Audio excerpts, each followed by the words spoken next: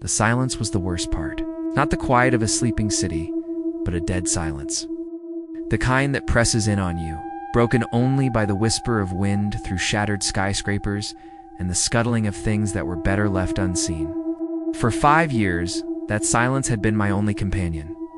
I was a ghost in a city of ghosts, scavenging, surviving, but mostly just existing.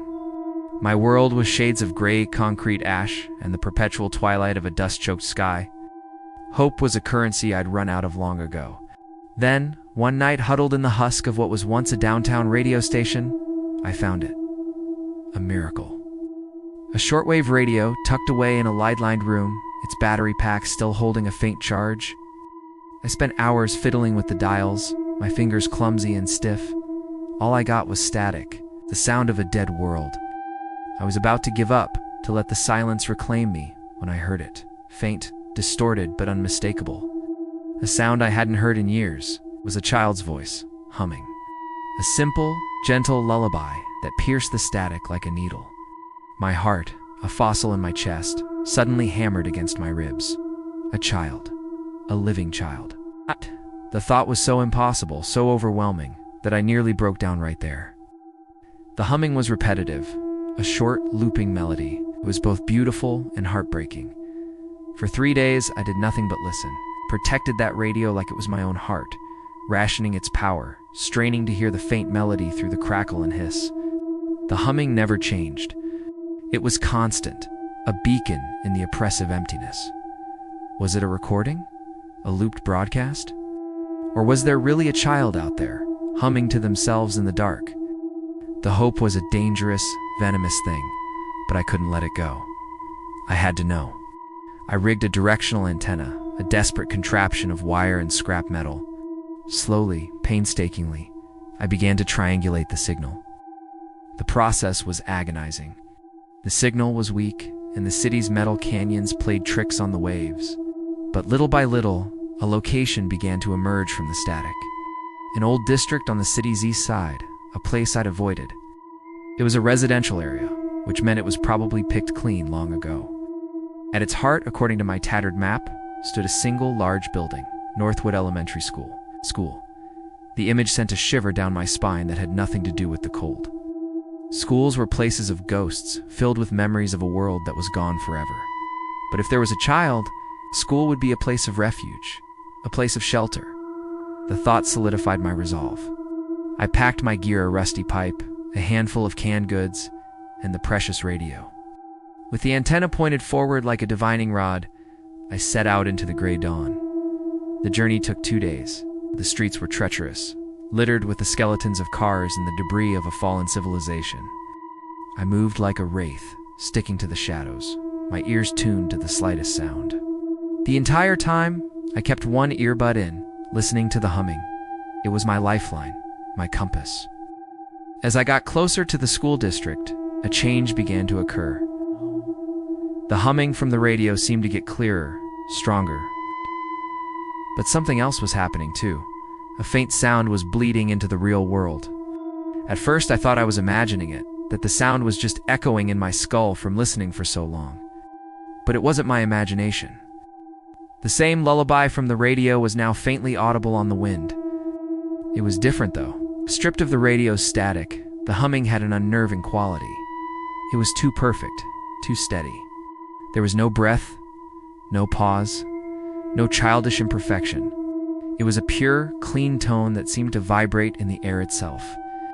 The closer I got, the louder and more unsettling it became. The gentle lullaby was transforming into something else, something that made the hairs on my arms stand up. It wasn't comforting anymore. It was predatory. Fear began to coil in my stomach. Every instinct screamed at me to turn back, to run and never stop. This was wrong. This was a trap. The city had taught me that anything that seemed too good to be true was always a lie, a lure for the desperate. And what was I if not desperate? But the image of a child, lonely and afraid, kept me moving forward. What if they needed help? What if I was their only chance? I couldn't live with myself if I turned back now. Finally, the school came into view. Northwood Elementary was a brutalist brick fortress, its windows like vacant eyes. The playground was a graveyard of rusted swings and a single forlorn slide. The humming was a palpable force here, pressing in from all sides. It wasn't just in my ears. I could feel it in my teeth, a low thrumming that resonated deep in my bones. It was coming from inside. The main doors were chained shut, but a side entrance had been forced open long ago, its metal frame bent and twisted. I slipped inside, my pipe held tight in my hand. The air in the school was thick and cold. The humming was deafening now, an all-encompassing drone that made it impossible to think. It echoed down the long, dark corridors, seeming to come from everywhere at once. I had to cover my ears, but the vibration just traveled up through my feet. I forced myself to follow the sound, my boots crunching on broken glass and scattered papers. The lockers stood open like silent mouths. Childish drawings of suns and smiling families were still taped to the walls, faded and peeling. Each one was a tiny stab to the heart. The humming grew stronger as I approached a hallway of classrooms. It was loudest at the very end of the hall, room to be. The door was slightly ajar. My heart was a drum beating, a frantic rhythm against the overwhelming hum. I took a deep breath, the cold air burning my lungs, and pushed the door open. The classroom was perfect, untouched. Dust motes danced in a single beam of light slanting from a grimy window, but otherwise the room was pristine. The little desks and chairs were arranged in neat rows. Books were stacked tidily on shelves. There was no sign of struggle, no decay. It was as if the apocalypse had simply forgotten this one room and the humming. It was so loud in here, it was almost a physical blow. It was coming from the teacher's desk at the front of the room. Cold. On the desk, in the center of a perfectly clear space, sat a small, ornate music box. It was made of dark, polished wood with intricate silver filigree, and it was from this small object that the world-shaking hum was emanating. The lullaby. It was clean, perfect, and monstrously loud. I walked toward it, each step, feeling like I was wading through molasses. My mind couldn't reconcile the sight, a simple music box creating this impossible sound. As I got closer, the humming seemed to focus, drilling directly into my skull. My vision swam. I reached the desk, my hand trembling as I reached out to touch the source of my hope and my terror. I had to make it stop. I had to know what it was. My fingers were an inch from the polished wood, and then silence. The humming cut off so abruptly it was like the world itself had ended. The sudden quiet was more shocking than the noise. My ears rang. In the deafening silence I heard a new sound, a tiny dry creak. The lid of the music box was opening, slowly, by itself. I was frozen, unable to move, unable to breathe. My eyes were locked on that slowly rising lid.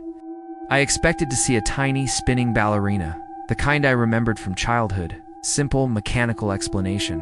The lid opened fully. Inside, resting on a bed of red velvet, was not a dancer. It was an eye. A single human eye, fresh and wet and glistening. It stared directly up at me, and as I stared back, paralyzed in pure, abject horror, it blinked. A scream tore from my throat, raw and animalistic. And in the blackness that consumed my vision, the last thing I heard was the sound of the music box, starting its lullaby all over again.